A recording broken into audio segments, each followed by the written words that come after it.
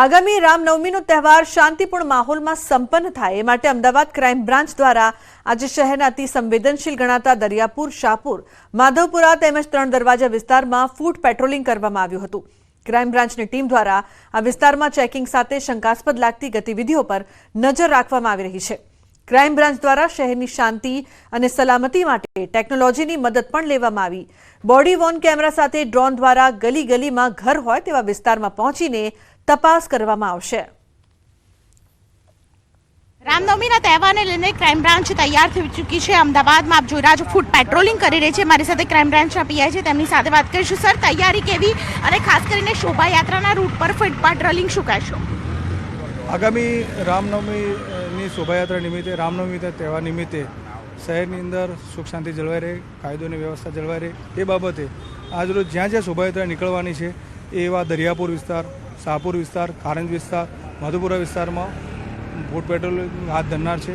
જ્યાં જ્યાં સંવેદનશીલ પોઈન્ટો છે અને જે દબાવ પોઈન્ટો છે એ વસ્તુનું નિરીક્ષણ કરવામાં આવનાર છે અને સુખ શાંતિ આપણો તહેવાર ઉજવાય એ બાબતની તમામ પ્રકારની તકેદારી રાખવામાં આવેલ છે। બિલકુલ, ટેકનોલોજીની જો વાત કરીએ તો કેવા પ્રકારની ટેકનોલોજી છે તેનો પણ ઉપયોગ કરવામાં આવી રહ્યો છે? ખાસ કરીને આપણી ડ્રોન સિસ્ટમ છે, વજ્ર વાહનો છે અને જ્યાં જ્યાં જે સંવેદનશીલ વિસ્તાર છે, ધાબા પોઈન્ટો છે કે જે માણસ ન જઈ શકે પણ ઉપરના ધાબાઓનું ચેકિંગ છે, અંદરના ડીપ પોઈન્ટો છે કે જ્યાં ગલીવાળો વિસ્તાર છે જ્યાં માણસ તરત ન જાય એવા વિસ્તારની અંદર આપણે ટેકનોલોજીનો ઉપયોગથી ડ્રોનનો ઉપયોગ કરવામાં આવેલ છે અને ડ્રોન પણ નિરીક્ષણ કરવામાં આવેલ છે। કેટલા લોકો છે, કર્મચારીઓ છે, તેઓ ખાસ કરીને આ ટીમ પેટ્રોલિંગ દરમિયાન જોડાયેલા છે અને આવતીકાલે પણ જે રામનવમીના તહેવાર છે તેમાં પણ ડેબ્યુટ કરવામાં આવ્યા હશે? હાલમાં અમારી ક્રાઇમ બ્રાન્ચની 3 ટીમો છે, એમાં 3 પીઆઈ સાહેબો છે, 4 પીએસઆઈ સાહેબો છે અને અમે 50 થી 60 માણસો છે। ત્યારબાદ અમારા પાસે 7-8 વાહનો જે વજ્ર વાહન છે, પછી ટેકનોલોજીમાં જે ડ્રોનનું વાહન છે, આ રીતના કુલ બધા વાહનો મેળવી અને આ રીતનો ફૂટ પેટ્રોલિંગ કરી રહ્યા છે। તો શહેરના અતિ સંવેદનશીલ કહેવાતા તમામ વિસ્તારોમાં ફૂટ પેટ્રોલિંગ થઈ રહ્યું છે। આપ જોઈ રહ્યા છો ક્રાઇમ બ્રાન્ચની ટીમ કે તે શસ્ત્ર સરંજામ સાથે ખાસ કરીને ફૂટ પેટ્રોલિંગ કરી રહી છે। જે દરમિયાન શંકાસ્પદ કોઈ વસ્તુ મળશે અથવા શંકાસ્પદ કોઈ વ્યક્તિ મળશે તો તેને લઈને પણ મહત્વની કાર્યવાહી કરવામાં આવશે। કેમેરા પર્સન અમિત શર્મા સાથે દીપિકા કુમાર, ન્યૂઝ 18 ગુજરાતી, અમદાવાદ।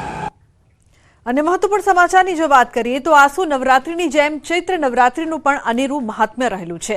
ત્યારે આજ રોજ અષ્ટમીના પાવન દિવસે મંદિર પરિસર ભક્તિમય બન્યું હતું।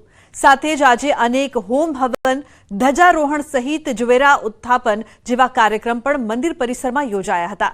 મંદિરમાં નોરતાના પ્રારંભે જ જવેરાનું ઘટ સ્થાપન કરવામાં આવ્યું અને જવેરા વાવવામાં આવ્યા હતા। તેનું આજે અષ્ટમીના દિવસે ઉત્થાપન કરવામાં આવ્યું છે અને આ જવેરાને દુર્ગાષ્ટમીના હવનમાં હોમાય છે। એવું કહેવાય છે કે આમ કરવાથી ધન ધાન્યમાં વૃદ્ધિ થાય છે।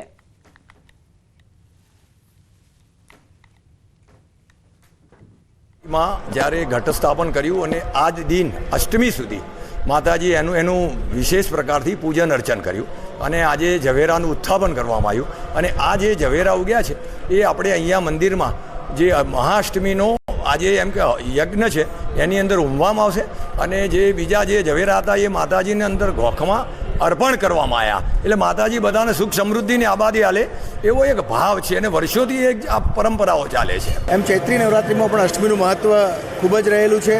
આજે મંદિર દ્વારા અત્યારે યજ્ઞનું આયોજન કરેલ છે અને જે ઘટ અને ઝવેરાનું જે સ્થાપન કર્યું હતું આજે એનું ઉત્થાપન પરંપરા મુજબ કરવામાં, પૂજાવિધિ સાથે કરવામાં આવ્યું છે। બધાનું સુખ શાંતિ સમૃદ્ધિમાં સુખ શાંતિ રાખે, સાજા મજા રાખે, બસ એવી માતાજીને પ્રાર્થના ચરણોમાં।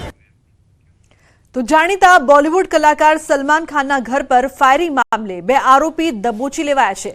ત્યારે સમગ્ર મામલે મુંબઈના જોઈન્ટ પોલીસ કમિશનર લક્ષ્મી ગૌતમે માહિતી આપતા જણાવ્યું કે આ મામલે 12 ટીમો તપાસમાં જોડાઈ હતી। સૂત્રોના આધારે આરોપીઓ કચ્છમાં હોવાની માહિતી મળી હતી। માહિતી મળતા જ ભુજમાં એસપીનો સંપર્ક સાધ્યો હતો। લોકલ ટીમ સાથે સંકલન સાધીને પોલીસે આરોપીઓને માતાના મઢમાંથી ઝડપી પાડ્યા હતા। આરોપીઓએ અહીં મકાન પણ ભાડે રાખ્યું હતું। આરોપીઓ પાસેથી ભાડાના રૂપિયા ક્યાંથી આવતા હતા તે દિશામાં પણ તપાસ શરૂ કરાઈ છે। બંને આરોપીઓને હાલ 25 એપ્રિલ સુધી પોલીસ કસ્ટડીમાં મોકલવામાં આવ્યા છે।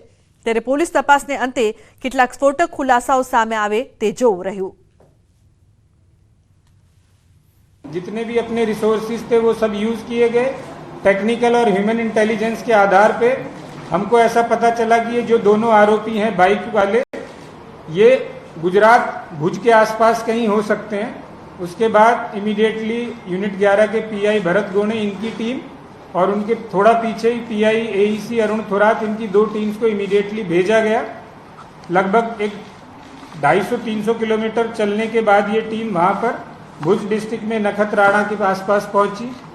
छोटा टाउन है ये वहाँ पर, लेकिन चूंकि दोनों आरोपियों के पास वेपन होने की स्ट्रॉन्ग पॉसिबिलिटी थी, यहाँ पे भी उन्होंने फायरिंग की थी, तो इमीडिएटली हम लोगों ने यहाँ से वहाँ के एसपी साहब, भुज के एसपी साहब से कांटेक्ट किया, उनको रिक्वेस्ट की कि वो भी अपनी टीम प्रोवाइड करें, जिसके वजह से हमारी टीम थोड़ा फर्दर स्ट्रेंथन होगी और लोकल टेरेन की भी उनको ज़्यादा जानकारी रहती है।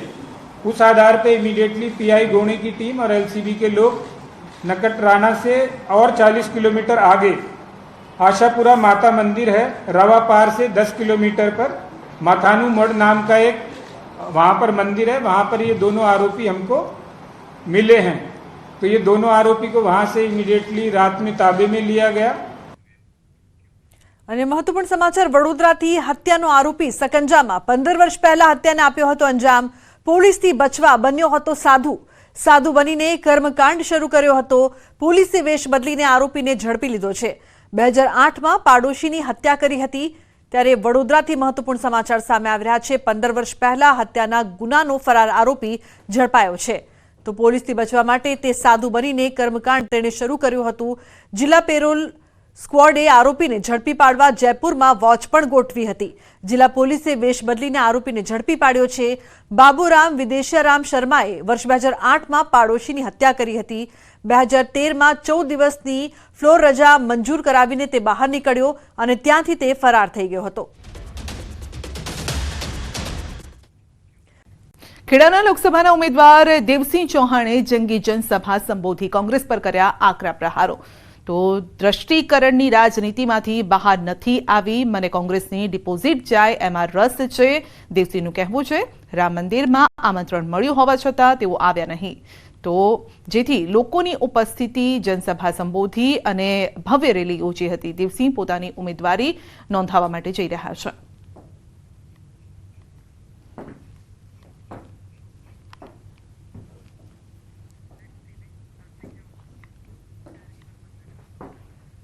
સલમાન ખાનના ઘર પર ફાયરિંગ કેસમાં મોટો ખુલાસો થયો છે। ફાયરિંગ કેસના 2 આરોપીઓ ભુજથી પકડાયા છે।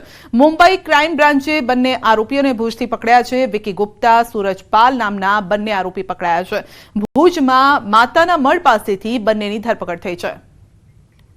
આરોપીઓ બાબતે હ્યુમન ઇન્ટેલિજન્સી અને ટેકનિકલ રિસોર્સિસની મદદથી બોમ્બે પોલીસના સંપર્કમાં રહી આ આરોપીને અથાગ મહેનતથી ઝડપી લીધા છે, જે માતાના મઠ વિસ્તારમાંથી મળી આવ્યા છે।